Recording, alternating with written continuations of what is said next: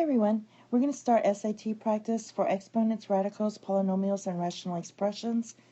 This starts the medium set, number 1, and then we'll have a medium set, number 2. Basically, what you need to do on these is try to read them, try to answer it, and then if you don't get it, watch what I do. And that way you can skim through the video a lot faster that way. So the first thing you want to do strategically is just remember that when you the rule for dividing powers is the quotient rule. Let me do it in red. You have a to the little b over a to the little c. That's going to be a to the b minus c. So that you should know from Algebra 1. And that's what we're going to do to this. Okay, so we're going to take a x squared minus what we have here. So we get a to the x squared minus y squared. Now I'm going to go ahead and distribute the negative, or the negative 1. That's going to be minus x squared. And then when you just two negatives here are going to make a positive. So what happens here is you get these two cancel. So you have a to the y squared equals a to the 4. And then so, which means that I can basically, since my bases are the same, cancel those out. Or we're not really canceling, but my a's look the same. So all I have to do now is solve here. So we have y squared equals 4. And it says y has to be positive here. So usually when you do square root, it would be y equals plus or minus square root of 4 when you square root both sides. But since y has to be positive, we're not going to deal with the negative, so it's just y equals positive square root of 4, which equals 2. And that is your answer. Okay? The next one I find very strange. It says, which sequence of steps correctly gives the value of 4 to the 3 halves and algebraically justifies the value? Now basically what I'm going to look at is just the answers. All the answers here are different. So I'm not even going to look at this. I'm just going to look at this. You should know if you write this in rational form. So I'm going to write it out here. This is written in rational form, and whereas 2 is your root and 3 is your power. So I'm just going to write this as square root. Remember, 2 means square root. Square root of 4 cubed. And you can either take the square root first or cube first. What they did on D is the opposite. What I'm going to do is just take the square root of 4. So the square root of 4 is 2. Then you get 2 cubed, which equals 8. And the way they did it is they cubed the 4 first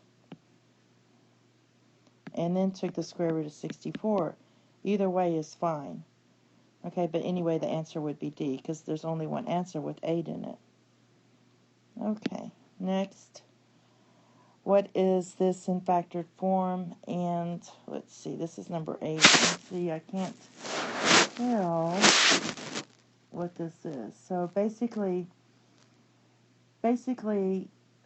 this follows the form of A plus or minus B. This is a 6.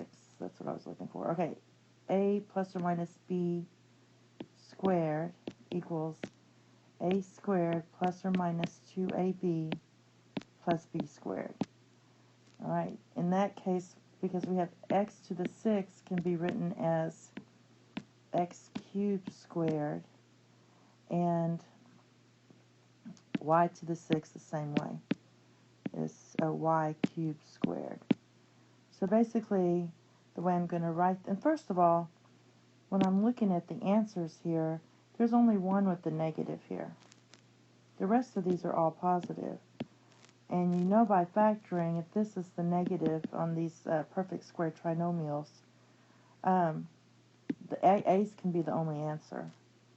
Because these all have positives, so that kind of is a clue there. But let's do the problem. So what we're going to do is factor it using this. So it's going to be, we're going to condense it. So it's going to be the square root of 16 is 4. Because basically I can write the first, let me just write it out. You have 4x cubed minus y cubed squared. And if I'm using the a and b part here, my a equals 4x cubed, and my b equals y cubed. And then what I did is I just plugged it in to this equation here because it follows this form. Okay? Next, number 9, which is the following, simplified with this. What I'm going to do first, there's so many ways you can do it. You can get the common denominator and do it that way. What I'm going to go ahead and do is just distribute here. So I'm going to distribute the xy and multiply, so you get x times xy times x over y minus xy times y. Alright, and what happens here is the y's cancel there, and you get x squared minus xy squared. And well, that's all we can do. So there we go. There's your answer. That was pretty easy. And the last one is more like one of these literal equation type things. So they give you the area of a circle and they tell you about what S means and what R means and all that. But what they really want is which of the following gives R in terms of A and S. So basically they want you to solve for R. So it's just like solving for X but R. So the first thing I'm going to do, and I think of it, it doesn't always work, but I think of it as looking at PEMDAS backwards when you're solving. So is there anything we can add or subtract to help get R by itself? Yes, we can subtract this S over 360. And then on this side we have pi r squared. Alright?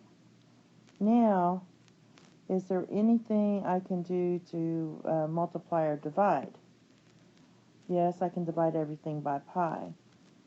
So if I divide everything by pi, you get a minus s over 360 divided by pi.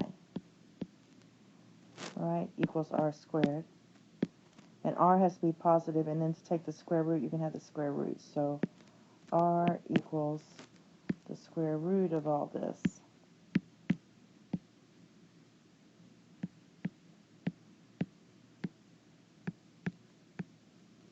Now, what I want to do is know that these two don't work.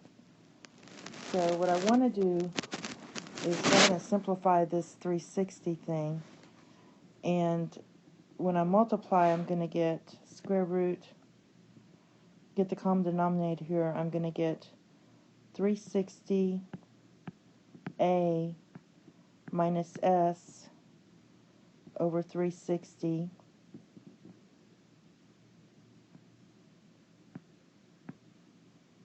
and then I can multiply that by pi. Okay? And basically, what we could have done from the get-go is multiplied, I think, it's making it confusing, is multiplied both sides by 360 first of all. And when I've done that, I would have gotten, let's do that again, because this didn't come out like it looks like over here. And I don't want to have to redo this whole video, so let me do this again. It's not showing up. We know it's going to be C or D, so I'm sorry about that. The first thing I'm going to do is go ahead and multiply both sides by 360. So you get 360a equals s pi r squared. That makes it a little easier. Okay, now then divide by s pi. So you get 360a